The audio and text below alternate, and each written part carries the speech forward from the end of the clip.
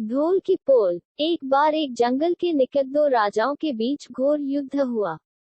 एक जीता दूसरा हारा। सेनाएं अपने नगरों को लौट गई। बस सेना का एक ढोल पीछे रह गया। उस ढोल को बजा बजाकर सेना के साथ गए भान व चारण रात को वीरता की कहानियां सुनाते थे। युद्ध के बाद एक दिन आंधी आई। आंधी के जोर में वह ढोल लुकता पुनकता एक सूखे पेड़ के पास जाकर टिक गया।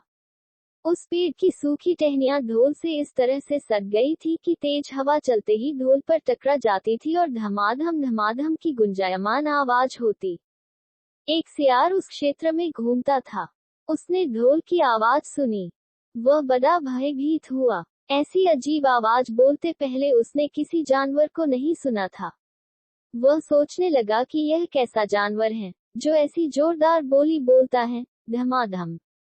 सियार छिपकर ढोल को देखता रहता, ये जानने के लिए कि यह जीव उड़ने वाला है या चार टांगों पर दौड़ने वाला।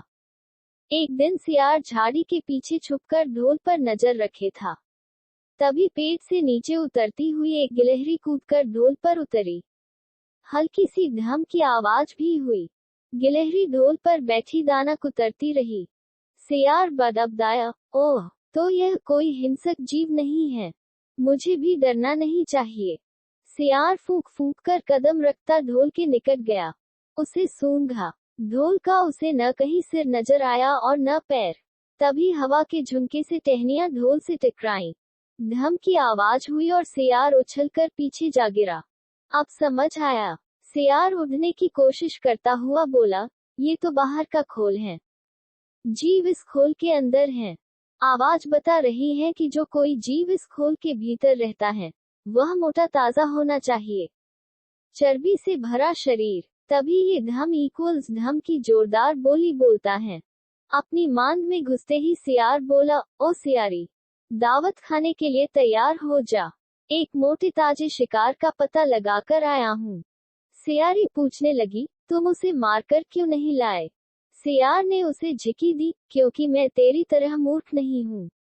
वह एक खोल के भीतर छिपा बैठा है। खोल ऐसा है कि उसमें दो तरफ सूखी चमड़ी के दरवाजे हैं। मैं एक तरफ से हाथ डाल उसे पकड़ने की कोशिश करता तो वह दूसरे दरवाजे से न भाग जाता।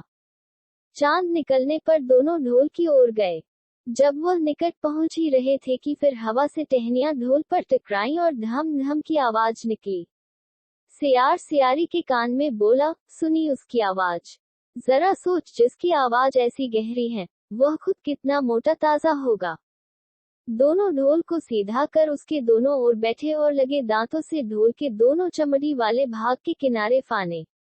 जैसे ही चमड़ियां कटने लगी, सियार बोला, होशियार रहना। एक साथ हाथ अंदर डाल शिकार को दबोचना है। दोनों ने हूं की आवाज के साथ हाथ ढोल के भीतर डाले और अंदर टटोलने लगे।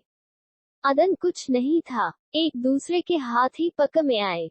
दोनों चिल्लाए, हैं, यहाँ तो कुछ नहीं है, और वे माथा पीट कर रह गए।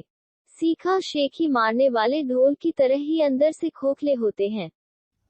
अगर आपको वीडियो अच्छा लगा तो सब्सक्राइब करें और शेयर करें एजुकेशन स्टोरी।